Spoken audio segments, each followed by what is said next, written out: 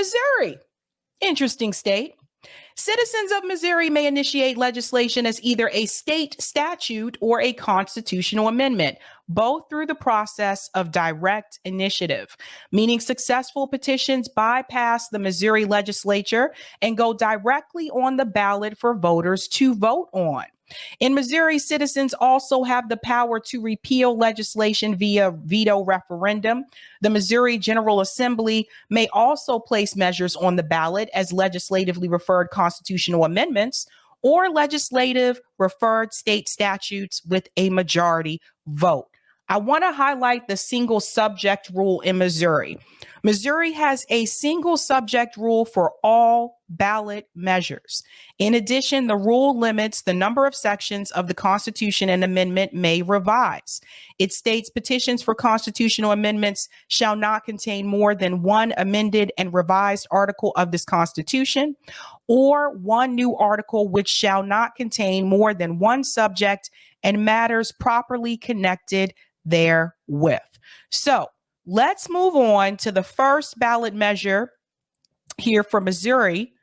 And for those who are not aware, a single subject means that they can't have a ballot measure that has more than one subject. So you can't combine two measures. You can only have one measure. So that's important to note. The first one is Missouri Amendment 1, State Treasurer Investment Authority Amendment. A yes vote supported this constitutional amendment to allow the state treasurer to invest state funds in highly rated municipal securities and to authorize the state legislator to pass laws allowing the treasurer to invest in other reasonable and prudent financial instruments and securities. This measure did not pass. It failed by 54.32%. So this one was defeated. The ballot title for the measure was as follows: do you want to amend the Missouri Constitution to allow the General Assembly to override the current constitutional restrictions of state investments by the state treasurer and allow state investments in municipal securities possessing one of the top 5 highest long-term ratings or highest short-term rating? State governmental entities estimate no cost and increase interest revenue of $2 million per year. Local government entities estimate no cost and increased interest revenue of at least $34,000 per year. Who supported this? State Treasurer Scott Fitzpatrick, who is Republican. Here's his argument. It would allow the treasurer's office to invest in municipal securities. It would also give the General Assembly the power to add to the current investment options by passing a statute. He said what prompted his office to pursue the amendment was the huge influx of cash from tax revenue and pandemic stimulus money from the federal government and the lowest interest rate environment. Now, I want to remind you here, this was actually a measure to amend the Missouri Constitution.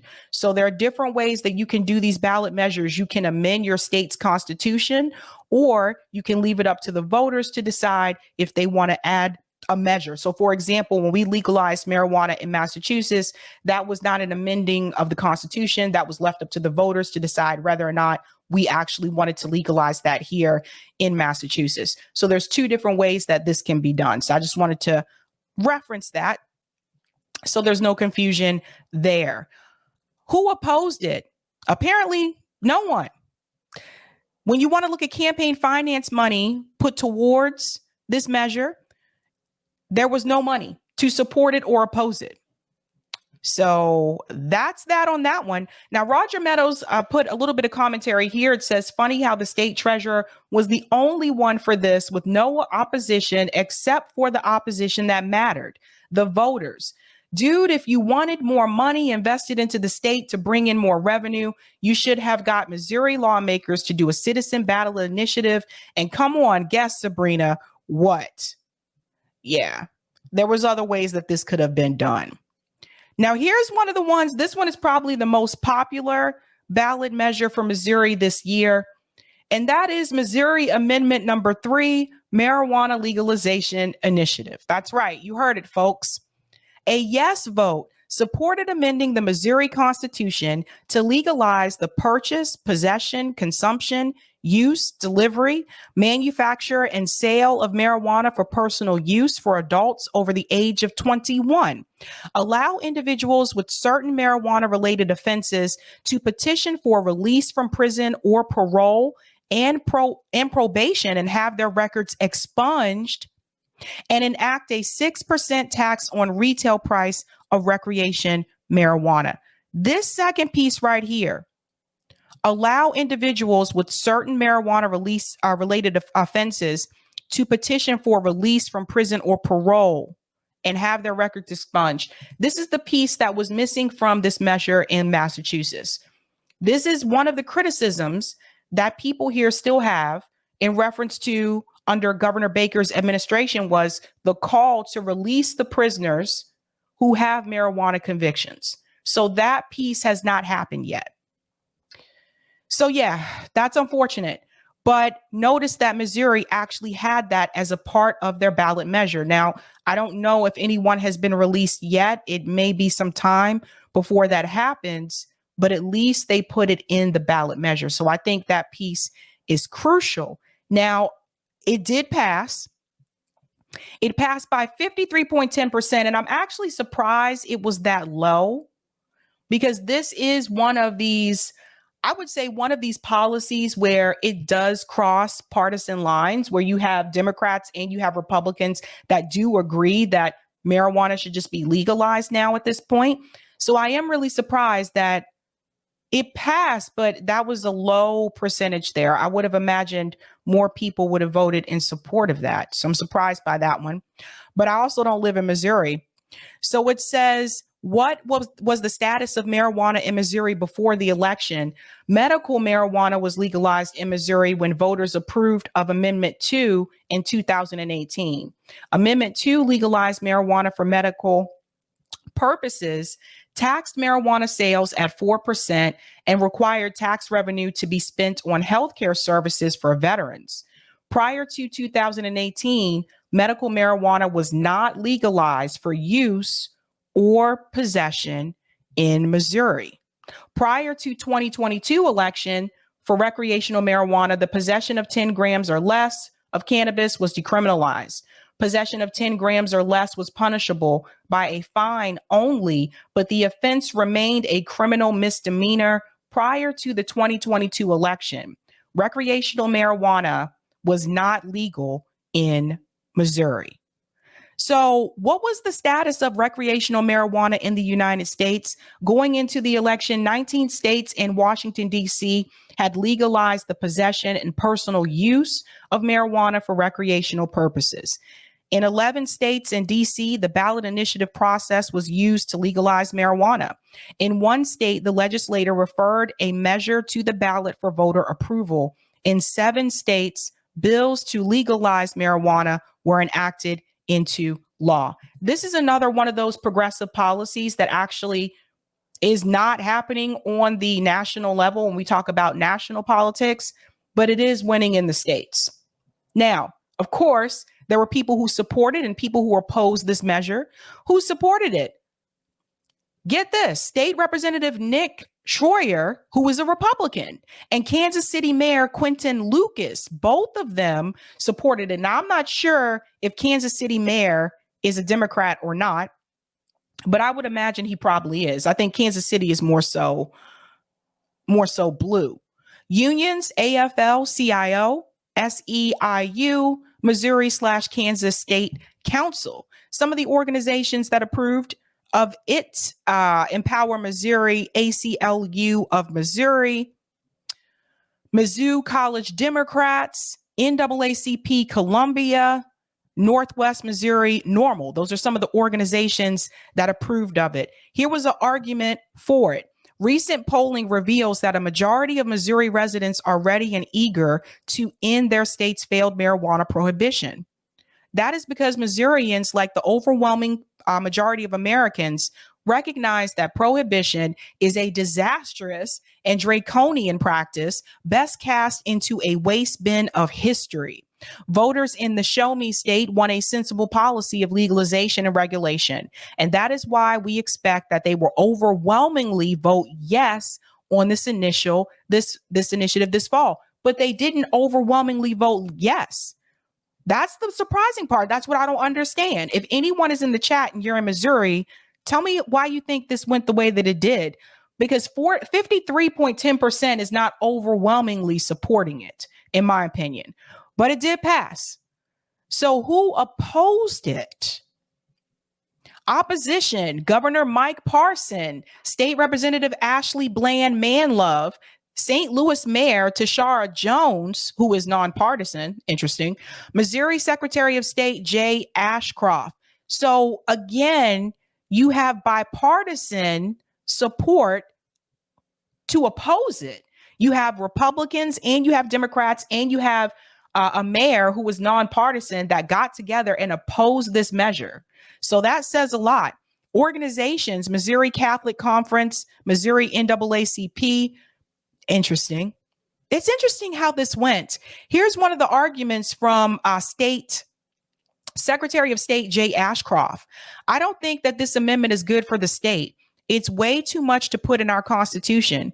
If you think that marijuana should be decriminalized under the state law, the amendment should say something to the effect of: the recreational use of marijuana in the state of Missouri is not unconstitutional and may be regulated by general statute. It seems like people seem to have an issue with the language of the ballot measure. That's what it seems like. Now, I want to highlight this piece here because there was campaign finance money spent in reference to this measure. Over $8 million was spent to support it, and zero was spent to oppose it. That's really interesting. Now, there's another piece I want to highlight here that Roger Meadows highlighted for me. And you guys can look at this as well. We can put this in the chat so you can see all of this. This is a lot of like legal jargon here, but this piece right here: Sabs, please read this commentary. I know it is wordy. Let us remember this was an initiative amendment put forth by Missourians, not the legislator. You have to respect the time that was taken into crafting this initiative. You would have sworn from all those words above that it was written by the legislator. However, there is one thing they didn't do. Now that ordinary people can profit from cannabis, the conundrum they fall into it's still illegal federally. This is an important piece. Yes, even though this has passed in some of the states, federally, it's still illegal, meaning their profits cannot be put into banks because their banks are FDIC, which means they have to abide by federal banking regulations. So they're forced to keep profits on site, making them susceptible to armed robberies, putting them in danger. This is why a public bank is so important, because it allows for community banks and credit unions a safe place to deposit profits made from the cannabis industry without running afoul of the federal banking regulations. This is because public banks act as a replacement insurer for the FDIC, acting as an SDIC instead, thus providing the banking environment needed to bank cannabis profits with your local community bank or credit union. Yes, y'all, public banks are legal money launderers. Very good points there mentioned by Roger Meadows. I think that is something that needs to be pointed out. And yeah, it does put them at the risk for armed robberies, to be honest. If you're keeping that cash like on site, it'll be interesting to see what happens. It'll be interesting to see. Bizarro Joe says, hell yeah, that's what I thought. We need to get the dispensaries on board for public banking. That's right. That's right. Child of God said they can put it in Bitcoin using the Strike network. Everyone should already know this. Interesting. P Stuff says federally legalize cannabis now. I know, it's just I don't think it's gonna happen on the national level, just because there's so much money to be made there when it comes to the policing community. Because a lot of police, what do? This is what they do. They pull over people and they arrest people for marijuana convictions. That's where they get a lot of the drug convictions from. Johnny says Federal Reserve dictates bank policy across the U.S. We really have to free ourselves from the central banking industry. We really do. James says, is a for-profit slavery system. Oh, it's connected to this one. James says, because many prisoners are there for weed, it is a for-profit slavery system. There you go. Yeah, Danny, agreed, Sabs. Why have Federal Reserve in addition to the Treasury? These are all good questions. Corey says, dismantle the cartels, legalize all drugs, market is gone. There you go. Marvin, Fed Reserve is owned by the banks. They aren't really part of the U.S. government. You guys have a lot of opinion on this with the banking. Interesting. Okay. Thank you for the tip on Rockfin. Roger, hey, Sabs, on the first Missouri Amendment, you were supposed to say Missouri public banks. Also, states like Missouri, for the longest, I have been trying to figure out why the state legislature would even want to even bother with a legislative referred state statute when they can pass themselves. Then it occurred to me, perhaps if they fear governor would or has in the past vetoed it. So they want to bypass him and take it to the people. There you go.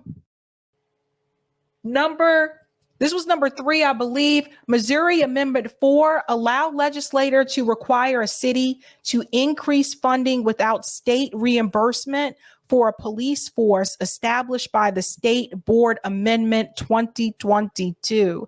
This was on the ballot in Missouri as a legislative referred constitutional amendment. This measure was approved, and it was approved by 63.19%. A yes vote supported allowing the legislator to increase minimum funding for a police force established by a state board of police commissioners. This specifically increased the minimum funding to the police force of Kansas City, Missouri. That's Nick's stomping ground. At the time of the election, Kansas City, Missouri was the only city that did not have local jurisdiction over its department, and therefore the only city that this measure impacted. Who supported it? State Senator Tony Lukemeyer, State Representative Doug Ritchie. One of the arguments was the actions of the mayor and the city council last year raised tremendous alarm regarding the stability of funding for something as important as the Kansas City Police Department. Who opposed it? State Senator Barbara Ann Washington, Kansas City Mayor Quentin Lucas, Kansas City Councilwoman Melissa J. Robinson. And then Roger's commentary here.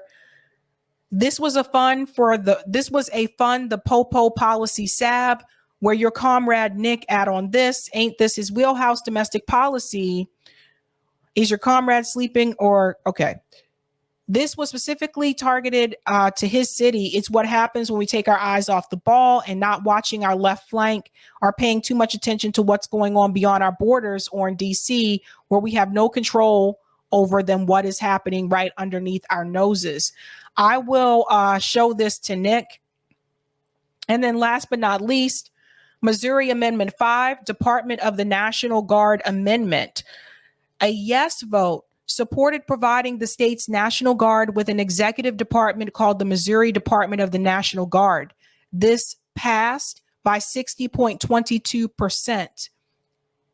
So it goes on to say it's designated to create Missouri Department of the National Guard as an administrative department within the state's executive branch. Going into the 2022 election, the Missouri National Guard was part of the Missouri Department of Public Safety. As an executive department, the adjutant general who commands the National Guard is a member of the governor's cabinet. Amendment 5 defines the department's purpose as providing for the state militia, upholding the U.S. Constitution, upholding the Missouri Constitution, protecting the constitutional rights and civil liberties of Missourians, and providing other defenses as required. Who supported it? Governor Mike Parson, State Representatives Bill White and Adam Schnelting. One of the arguments was the mission of the Guard will not change. This is an administrative change. It will correct budgetary issue.